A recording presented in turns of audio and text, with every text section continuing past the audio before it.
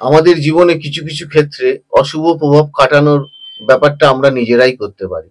যেমন অসময়ে যদি কোনো সময় কামের উৎপত্তি হয়, সেক্ষেত্রে আপনারা শ্রী মদন মোহনায় নমঃ এই মন্ত্র জপ করতে পারেন যতবার খুশি।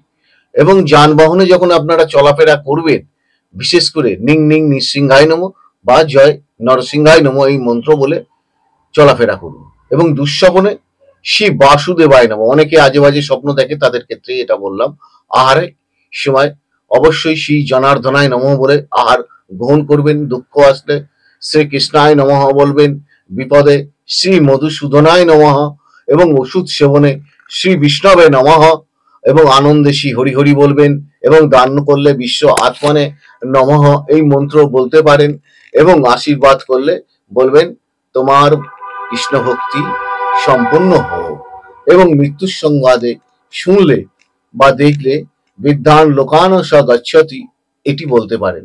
আমার অনুষ্ঠানটি দেখুন, চ্যানেল সাবস্ক্রাইব, লাইক, শেয়ার করুন। ভালো থাকুন, সুস্থ থাকুন।